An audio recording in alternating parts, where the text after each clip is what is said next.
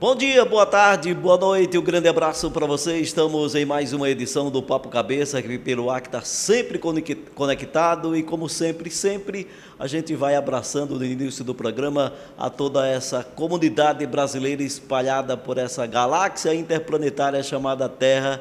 Por exemplo, tem brasileiro assistindo agora a gente lá em Paris, na França. Os parisienses estão tristes porque a Copa do Mundo ficou com a Argentina, mas os nossos irmãos argentinos estão felizes da vida com a conquista da Copa. E tem brasileiro também assistindo a gente lá no Vergel do Lago, onde fica a sede do nosso lá, que faz um trabalho excepcional, maravilhoso, e a gente recebe aqui com muito prazer e carinho no programa o médio Vitor José, que está lançando ou já lançou esse livro, né? A Casa Nosso Lar lançou esse livro, Luzes do Natal. Tudo bem, professor? Prazer enorme tê-lo aqui. Ô Alberto, é uma satisfação nossa ser acolhido por essas pessoas que a sua história com o jornalismo se confunde com a história de Alagoas. E nós temos ali o cinegrafista, o nosso querido Celso, que eu conheço de infância. Conhece? Sim, quando vinha do interior, morava próximo à minha tia, no tempo que ainda interessávamos por futebol. É uma alegria, uma satisfação. E digo a todos que estão conectados que esse espaço não somente expressa o conhecimento e uma visão lúcida dos fatos, mas que também passa o enternecimento e a confiança de um jornalismo levado a sério. É uma satisfação poder estar aqui, Alberto. Vitor, Luzes do Natal. A gente tem várias cidades espalhadas pelo Brasil que sempre estão nesse período lançando as suas prefeituras. Cidade Luz, Rio Largo Luz, Maceió Luz. Que luzes são essas nesse livro que o senhor lançou? Então, como não a luz da Equatorial, é a luz da cima? Que luz é essa que nos ilumina? Como não poderia passar despercebido ao olhar arguto do jornalista, aí nós temos, de uma forma bem específica, luzes do Natal, se relacionando à natividade, ao nascimento do Cristo. É verdade que desde aquela época já existiam as tradições a qual Jesus se permite debates profundos com os parixás, os estudiosos da lei, para que a tradição não suplantasse as normas, os direcionamentos trazidos pelo alto. Então, aqui é uma referência profunda ao cântico mavioso do Mestre, que antes de tudo reordena os passos para que a gente volte a ter esse contato com o nosso eu mais profundo, porque é paradoxal, mas o homem que domina o macro e o microcosmo, nas paisagens dos nossos dias, se apresenta perdido. E nós nos encontramos perdidos quando desconhecemos o outro. Nós estamos nesse instante tolhendo a nossa condição humanitária. Nós perdemos o vínculo com a nossa pertença. Se lembrarmos de Marcos Aurélio, já que há pouco falávamos dos romanos, ele dizia: para a humanidade, só a humanidade importa. O Cristo traz um olhar mais lúcido e profundo. Então esse livro se reporta a alguns benfeitores espirituais que relembram a necessidade deste autoencontro, de ver o próximo. São espíritos como o Dr. Bezerra, Emmanuel, Cornélio Pires, Blandina, que vêm nos trazer essas reflexões profundas. E porque já que falamos de judeus e de latinos, deixa-nos trazer uma expressão socrática, onde ele dizia assim, que uma vida sem reflexão não merece ser vivida, e nós precisamos refletir o que temos feito, porque temos combatido uns aos outros, se estamos dentro dessas pairagens com o mesmo propósito. Não é, Alberto? O que a comunidade espírita traz nesse momento, no momento em que a gente tem cidades iluminadas, a claridade ela é mais, digamos, mais, vou até ser redundante, né? A claridade ser nítida, né? Mas ainda há uma escuridão, o ser humano ainda vive numa escuridão, professor?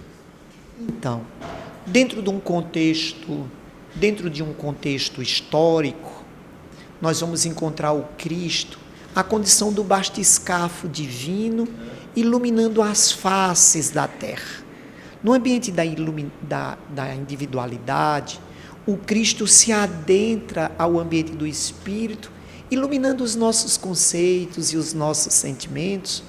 Então, esse livro fala desta claridade, da lucidez da nossa pertença, do autoencontro, porque quando nós galopamos nas nossas bólides, nos nossos veículos automotores, mas passamos por cima do outro com os nossos propósitos por demais materiais, estamos no mínimo míopes, se não cegos.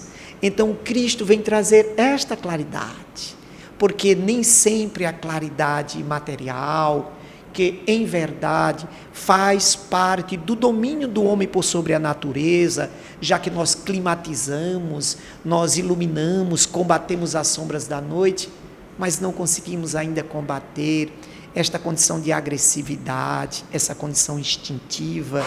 E o Cristo vem nos trazer essa junção, esse vínculo, esse autoencontro. O livro fala sobre isso. E é interessante, Alberto, porque ao longo de 2 milênios, o Cristo, porque ele está dentro de um contexto, além tempo e espaço, o seu conteúdo é o mesmo, sempre contemporâneo, sempre convidando esse olhar mais lúcido e mais profundo do homem por sobre si mesmo. E o que é mais interessante, quando isso ocorre, nós conseguimos ver o outro. O outro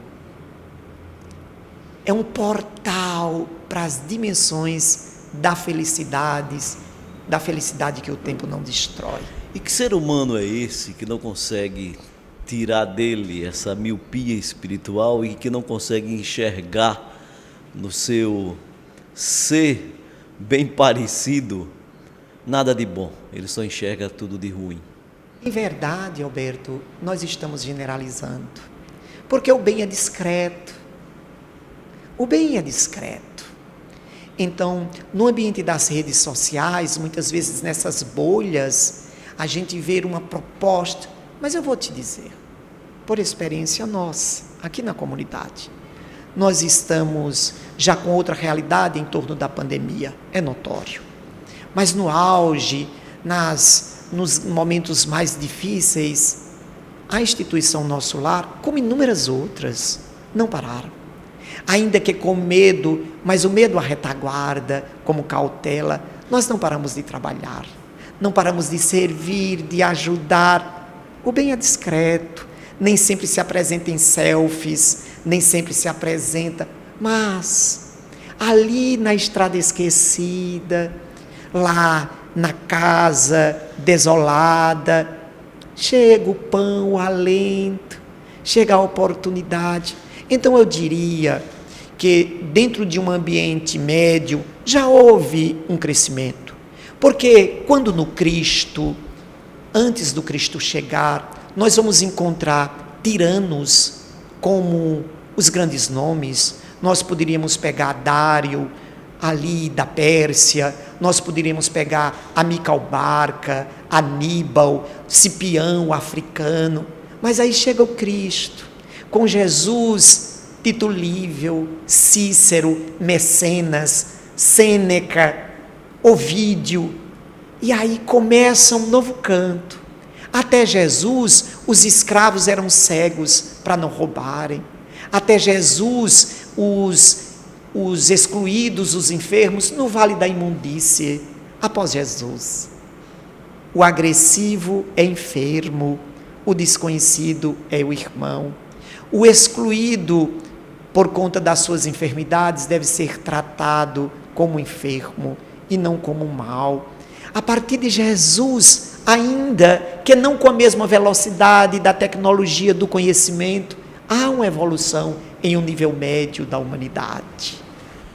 Nessa bolha tecnológica, a sociedade está vivendo dentro dela diferente da realidade, porque no momento em que eu pego aqui para fazer uma selfie, eu dou aquele sorriso maravilhoso, fantástico, eu estou feliz. mas no momento em que eu baixo isso aqui, eu caio numa realidade. A sociedade está doente. Max Weber, que é um dos grandes nomes da sociologia, acho que logo após Durkheim, ele vem nos dizer que ninguém consegue fazer uma análise sociológica estando no momento sem que essa não seja tendenciosa. O que eu quero dizer é que, de uma forma ou de outra, todos nós estamos vivendo este momento e, como tal, este momento nos impregna. Mas essa proposta de criarmos um reality show constante, essa proposta da gente viver como protagonista em evidência, sofre alguns choques, algumas interrupções, porque, como você tão bem falava, contrair o abdômen, jogar o cabelo, branquear o dente, não permite que o sono a limpeza interna seja conciliado. E é faltando a limpeza interna. Sim, e é por isso, mais do que nunca, vou me utilizar de uma palavra latina, staccato. O que quer dizer? Que quer dizer parar esse momento e olhar mais profundo. Parar isso olhar para tudo. dentro. Sim. Platão dizia, marca o encontro consigo mesmo. Há uma necessidade da gente fazer isso. Se formos buscar alguns estudiosos do comportamento humano, faz-se necessário que a gente observe o pensamento de Carl Gustav Jung. Está faltando esse encontro do ser humano com ele mesmo. E aqui me permita citar até uma passagem bem engraçada, de que no sepultamento o padre estava lá celebrando a missa de corpo presente, e aí começou a proferir palavras bonitas para o falecido. Aqui está um homem de bem, aqui está um homem honrado, aqui está um homem decente. E aí o filho órfão se vira para a mãe e disse: ô mãe, é o pai mesmo que está aí. Então, esse ser humano precisa se encontrar, professor. Olha, Alberto, em verdade, independente do nosso credo, porque para nós espiritistas a Terra é um grande educandário. E nós estamos aqui em um curso de evolução e resgate, para que possamos entender. Fica difícil compreender a justiça divina sem a reencarnação, porque de Jesus a Paulo, o maior arauto da Boa Nova, a cada um conforme suas obras, do que semeares, disto colherá. Nem sempre nós estamos colhendo os frutos dessa semeadura. No Evangelho segundo o Espiritismo, Allan Kardec, e não poderia ser diferente, já que era um espírito convocado pelo Cristo, vem nos falar das causas anteriores da aflição. Então, a gente já consegue perceber aquilo que Jesus dizia, de mais de uma forma. Diante de Marta, ele diz: Marta, em verdade só uma coisa importa. Ou em outro momento, em Mateus, ele diz assim: buscai primeiro o reino de Deus. E a sua justiça, né? Sim, então o homem que domina lá fora, mas ele convive com seu eu, é ele que dorme. Então ele ainda se permite fazer fugas para fármaco para poder dormir. Você lembrando dessa história, eu me lembro de uma, que o irmão morre e vai para o plano espiritual. E chega no plano espiritual, ele tem sede. Diz: e agora? E agora?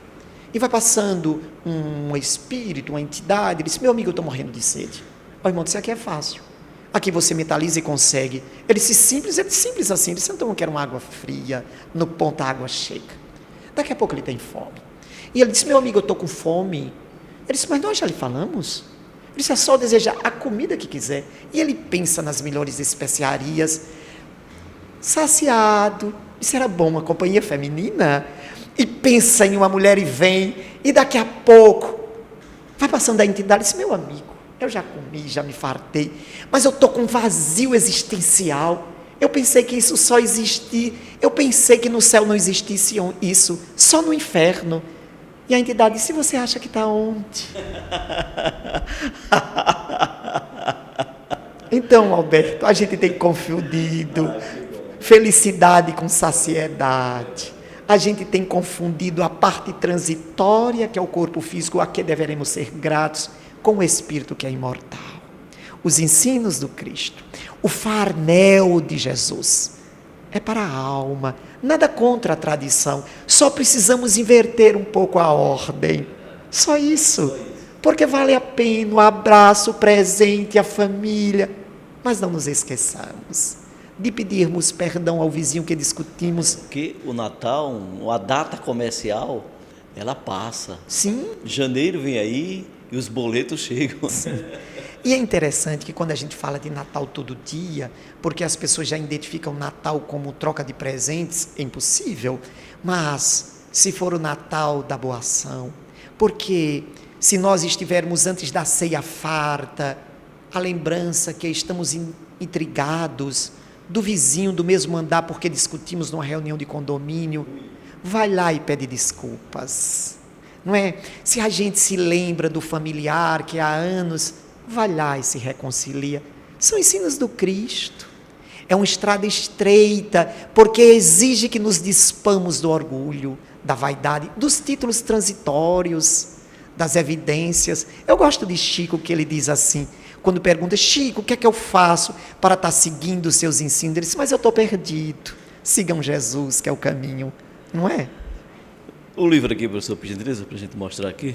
Luzes do Natal. Que você tenha um Natal iluminado, não só por fora, mas principalmente por dentro. Que você seja uma pessoa iluminada. Professor Médio Vitor José, muito obrigado pela sua atenção, um grande abraço. O livro a gente encontra onde?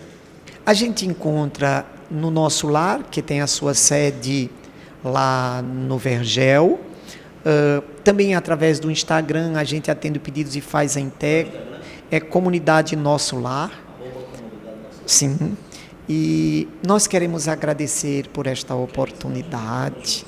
O professor vem da grandiosidade do seu coração. Eu não tenho formação acadêmica nenhuma, me perdoe. Muito obrigado a Celso e a todos que conseguem um espaço nos nossos dias céleres para se atualizarem e se preencher da harmonia, do bom pensamento que vocês conseguem traduzir. Muito obrigado a todos.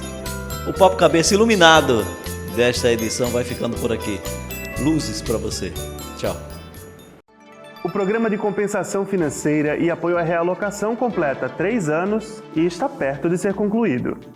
Criado para promover a segurança dos moradores dos bairros afetados pelo fenômeno geológico, o programa vem permitindo que eles possam ser realocados e indenizados de maneira justa no menor tempo possível.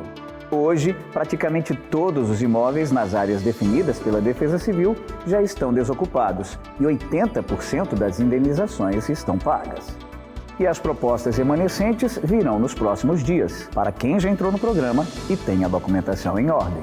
Nesses 3 anos, os mais de 700 profissionais do programa conseguiram acelerar mês a mês o atendimento às famílias, comerciantes e empresários, mantendo o compromisso com a sua segurança e cumprindo os prazos acordados com as autoridades. Para saber mais, acesse braskem.com.br/Alagoas.